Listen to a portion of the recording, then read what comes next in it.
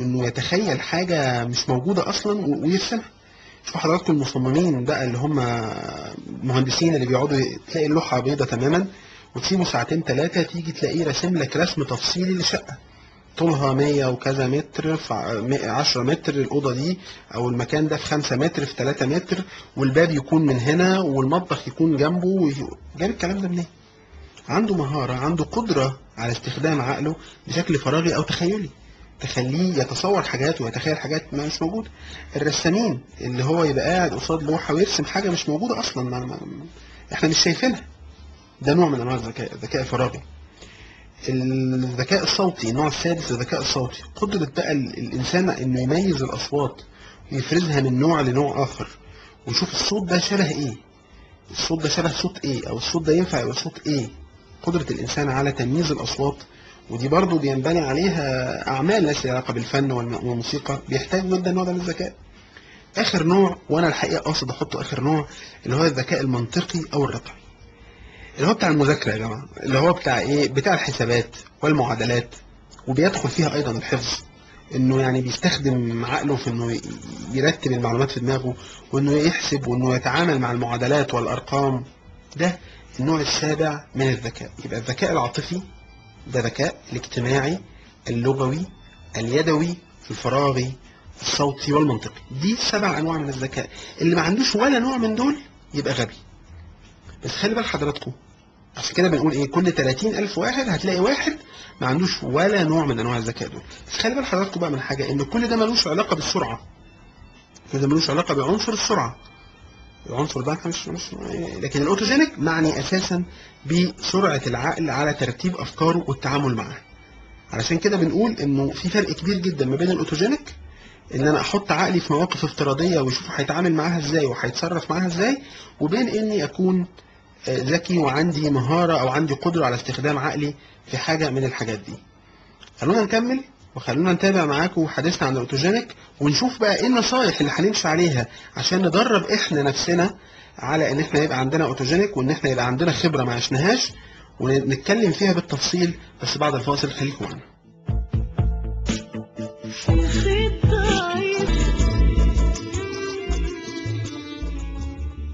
رجعنا تاني مع مستمعينكم في الشغلك والاوتوجينيك، وما زلنا مستنيين مشاركاتكم وارائكم في التجربه العمليه على رقم 27/9/50/70/6. وهنتكلم دلوقتي في الخطوات اللي نقدر نعملها عشان نبقى اكثر استعدادا، وعلشان نقدر نبقى ندرب نفسنا شويه شويه على فكره الاوتوجينيك. اول حاجه بننصح بيها الناس اللي هي عايزه تدرب عقلها على مواقف جديده هي ما مرتش بيها، وعشان الكلام ما يبقاش صعب ولان الانسان هيعمله لوحده، فاول حاجه بنقولها للناس وبننصح الناس بيها انه اعتبر نفسك انك مش انت. يعني اعتبر، تخيل ان في انسان قدامك، هو الانسان ده هو اللي هو ده الانسان اللي انت هتنصحه. في انسان قدامك انت بتنصحه وبتوجه له نصح. ومعانا مداخله، ندى، اهلا وسهلا. الو. الو. اهلا وسهلا. مساء الخير دكتور محمد، من حضرتك نادين، انا من القاهره. اهلا وسهلا بيكي، نورانا. ميرسي، ربنا يخليك. انا الحقيقه كنت بتصل عشان كنت عايزه اسال حضرتك، انا متابعه البرنامج من الاول وكنت عايزه اسال فعلا عن الستبس اللي احنا ممكن ناخدها نفسنا، يعني ما نحتاجش نروح لحد نعمل كوتشنج او حاجه. تمام. بس الحقيقه حضرتك سبقتني واتكلمت عليها. طيب حلو قوي. بس يعني ده كنت عايزه اسال حضرتك عليها، وكنت عايزه اقول لك ان انا متابعه البرنامج، متابعين انا ومجموعه من الاصدقاء كتير. طيب كويس. موضوع التفكير من اوله بجد كويس قوي، وعايزين حضرتك تدينا في مواضيع اكتر ان شاء الله باذن الله. قولي لنا طيب يا ندى، رايك ايه في البيان العملي، التدريس اللي انا بتدرسها دي؟ قولي لي رايك بصراحه. لا بص بجد بقول لك برافو. انا واحده من الناس لما بتحط في موقف بالذات قدام جمهور مره واحده بهنج. بتهنجي كويس جدا. وما اتكلمش، لو قلت كلمه بتطلع بالعافيه، ويعني صعب لازم بجد برافو يعني. معلش يا المهنه بتحكم، المهنه بتحكم يعني المهنه بتحكم يعني. يمكن المهنه بتحكم. طيب بس يعني عايزين عايز اعرف بجد برافو، عايز اعرف يعني ايه الاستعداد او ايه اللي عملته بسرعه في دماغك كده انك تطلع بسرعه فجاه على الهواء ويعني دكتور هنا بس الستبس كمان احنا نقدر نمشي عليها، ونقدر فعلا لما نتحط في مواقف نقدر نتصرف بشكل سليم، يعني ما نهنكش او ما نعملش حاجه تضرنا ونندم بعد كده عليها. تمام، كويس قوي. طيب يا ندى تابعينا في الجزء الاخير من حلقتنا، هنتكلم عن الخطوات اللي تخلينا اكثر استعدادا عشان ما نهنكش وعشان ما يجيلناش بانيك. تابعينا. اوكي. بعد اذنك يا دكتور حاجه اخيره من فضلك. اتفضلي. هو كان في بس اخر حلقه للتفكير كانت لسه ما نزلتش، فهل ممكن لو تنزلوها نعملها ابلودنج بس؟ حالا هنتكلم مع الناس هنكلم المسؤولين حالا. اوكي حالا. اهلا بيك يا ندى وتابعينا. اوكي شكرا. مع السلامه. عدنا الى الاوتوجينيك. طيب ندى كانت بتقول ان هي لما بتتحط في مواقف جديده عليها بتهنج. كويس قوي. يبقى احنا محتاجين نعمل يا ندى اوتوجينيك تريننج. اول حاجه هنقولها لك لما تيجي تمرني نفسك على موقف جديد انت ما حطيتيش نفسك ما حطيتيش فيه قبل كده وما جاش في ذهنك انك هتبقي جواه فتتصرفي ازاي. اول حاجه تخيلي ان انت قصادك حد غيرك. انت في حد دلوقتي جاي يقول لك او جاي يقول لك انا عندي مشكله لما بتحط قصاد مجموعه من الناس ما بعرفش اتصرف، ما بعرفش اتكلم. لما بتحط في موقف جديد عليا ما بعرفش اعمل ايه، انصحني اعمل ايه. اول حاجه اعتبر ان ده مش انت، يعني انت ما بتفكرش لنفسك وما بتخططش لنفسك، انت قدامك حد وقصادك حد انت بتنصحه وانت بتتكلم معاه وعايز تنصحه تقول له اعمل ايه. فابدا افكر ايه اللي ممكن تفيد بيه الانسان اللي قدامك اللي هو عنده مشكله. وخلينا نقول ان احنا مهم جدا بالنسبه لنا واحنا بنعمل التدريب ده، التدريب ده مش هيتعمل مره واحده. زي ما احنا بنقول ان هو عمليه واعيه ومستمره، كمان لازم التدريب عليه يكون عمليه ايضا مستمره. لازم يعني انا مش هقعد مع نفسي كده قاعده او جلسه واحده او جلستين او ثلاثه وهحل كل مشاكلي، لان كل انسان فينا في بعض المواقف اللي بيعرف يتصرف فيها كويس وفي بعض المواقف اللي ما بيعرفش يتصرف فيها بشكل سليم. علشان الانسان يقدر يرتب نفسه ويستعد استعداد قوي للحكايه دي لازم كل جلسة ياخد فكرة، ياخد موضوع، ياخد حاجة أو حالة لو حصلت له مش هيقدر يتصرف فيها بشكل كويس، ويبدأ يتكلم مع نفسه كأنه بينصح حد. فالأول يعني اقعد مع نفسك وامسك ورقة وقلم وابدأ اكتب ايه المواقف الصعبة اللي انت ما اتحطيتش فيها قبل كده او اللي انت حاسس انك اذا انت اتحطيت فيها قبل كده هتكون بالنسبة لك مشكلة ومش هتقدر ان انت تتعامل فيها كويس.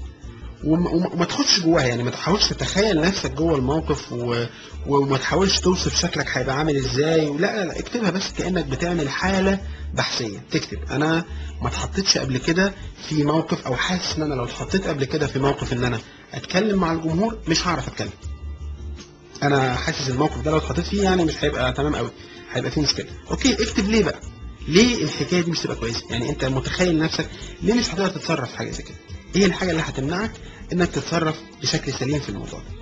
وبعدين ابدا انصح الناس، انصح بقى الانسان اللي قدامك اللي جاي يشتكي لك ويقول لك اصل انا لو جيت اتكلم مع الناس مش هعرف، اصل الناس هتبص لي، اصل الناس انا بتهيأ الناس مش هتتقبل ان انا اتكلم. يعني ابدا فكر انت ممكن ازاي اصلا تنصح الناس، ازاي اصلا ممكن تفكر في الموقف ده. وابدا رتب المواقف اللي قدامك، تكتب مواقف واثنين وثلاثه واربعه، رتبها ترتيب تصاعدي من الاسهل للاصعب. يعني المره الجايه هاخد الموقف الاصعب شويه، المره اللي بعدها هاخد الموقف الاصعب شويه كمان، علشان امرن عقلي، لانه هي في النهايه مهاره فهتيجي بالتمرين. لكن لو من اول مره خدت اصعب موقف بالنسبه لي يبقى انا عمري ما هعمل لنفسي التدريب الثاني وهخرج منه متضايق ومتعصب ومش مبسوط. فخد في كل جلسه موقف واحد ورتبهم من الاسهل للاكثر صعوبه عشان تمرن عقلك عليه. دي تاني نقطه مهمه جدا. يبقى اول نقطه انت وانت بتتعامل مع الموقف ده انت ما بتتكلمش مع نفسك، انت بتفكر حد جاي يسألك على نصيحة فانت بتنصحه. تاني حاجة بتكتب الحاجات اللي مضايقاك. وتالت حاجة بتاخد في كل جلسة موقف واحد وترتبهم من الأسهل للأصعب. رابع حاجة مهمة جدا، لازم تتعامل دائما وأبدا مع نفسك بمبدأ الخطة البديلة، بلان بي. لازم يكون عندك بلان بي في كل حاجة، وبلان بي إيجابية زي ما قلنا عشان ما تبقاش نيجاتيف اوتوجينيك. ما تقولش لو عربيتي ما دارتش مش هروح الشغل، لا، لو عربيتي ما دارتش عارف هتصرف ازاي. ولو طلعت بره عشان اركب مثلا تاكسي او ميكروباص لو ما لقيتش ميكروباص هتصرف ازاي. لازم ابقى عارف انا عندي بلان بي. قعدت في مطعم وجالك المنيو، اخترت يعني جات لك القائمه اللي هتختار منها الحاجات اللي انت عايز تشربها او عايز تاكلها، لازم تسال نفسك طب انا هطلب كذا، لو ما لقيتوش هعمل ايه، هطلب ايه مكانه، علشان لما ما تلاقوش ما تتضايقش، ما تزعلش، ما تغضبش. فبالتالي ما تسيبش فرصة ابدا لشعورك انه يسبقك، لان دايما الشعور سريع. فحاول دايما ما تسيبش فرصة لشعورك انه يسبقك. حاول دايما تخلي افكارك مرتبه ومنظمه وفيها افكار بديله وافكار بديله اخرى علشان شعورك ما يسبقكش. خلي بالك ان في النقطه المهمه اللي بعدها، انه في الموضوعات الكبيره، في الحاجات اللي انت، القضايا اللي هي متعلقه بانك طول عمرك ما بتعرفش تعملها